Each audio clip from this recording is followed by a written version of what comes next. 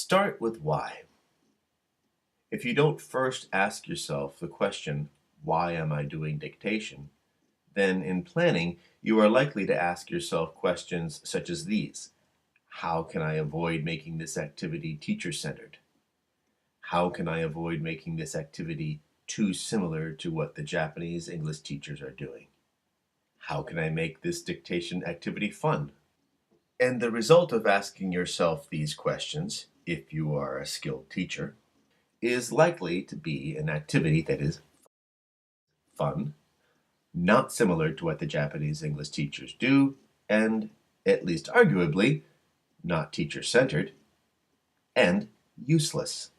Useless because dictation is not fundamentally a communicative teaching technique. It has other strengths as an approach, but it's not communicative. So, why are you running a dictation activity? The metaphor that I like to use for dictation is that of a bridge. Text is what the kids are most familiar with. It's what their Japanese English teachers are most adept at teaching them about. So the value of dictation is that you are building a bridge from what's familiar to the new element that you bring to the table as a native speaker, sound. Everybody! Deploying dictation often makes it easier to walk the kids towards speaking more complex structures. The students tend to have more confidence in their ability to write down what they have heard compared with their ability to shadow what they have heard, because they can take the time to piece it together on the page. Listen. The bear made the bees angry. The bear made the bees angry. The bear made the bees angry. The bear made the bees angry. 1, 2, 3, 4, 5, 6. Up to the board. If I am struggling to get the students to shadow a sentence that I am throwing at them, as a way of backing up to go forward, I will often change it into a dictation. I'll tell them to open up their notebooks and write it down. TV shows make me happy. Write it down. Write it down. So here are some of the features of how I run dictation. 1. Forget about the teacher-centeredness issue. An activity is not a bad activity simply because it's teacher-centered. It's a bad activity if it's doing nothing to improve their English skills. I am not advocating for an entire course that is completely teacher-centered. I'm just saying that you need to accept that this part is slightly teacher-centered.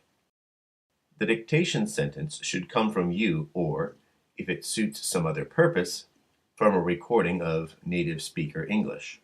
In an attempt to make the activity less teacher-centered, I've seen some teachers have the students dictate to each other. The result is always katakana pronunciation. Always. This isn't really building the bridge to anything new.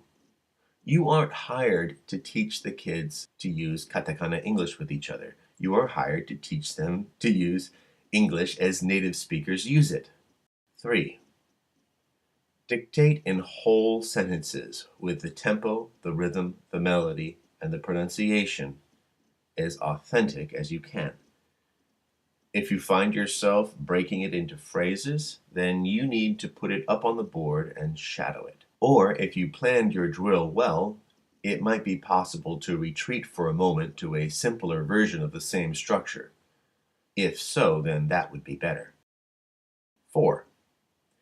It's often hard to achieve this, but an ideal that I strive for is to be able to say a dictation sentence just once.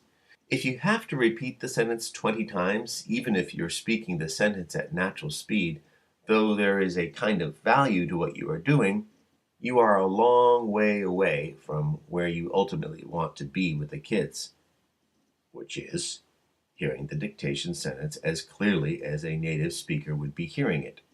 So after I speak the sentence for the first time, I try to stretch that first pause. As long as they're trying to write down the sentence, I let that silence stretch. Then I'll say it a second time, and I'll let that silence stretch again. You want to be watching the kids to make sure that they're not just waiting for you to say it again. Number 5.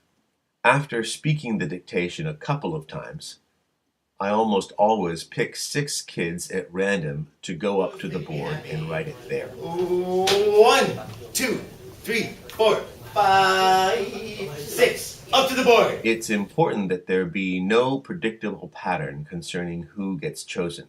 To bolster this sense of arbitrariness, I often send the same kid up to the board twice. The other thing that I like about doing dictation in this way is that it makes the activity more physical.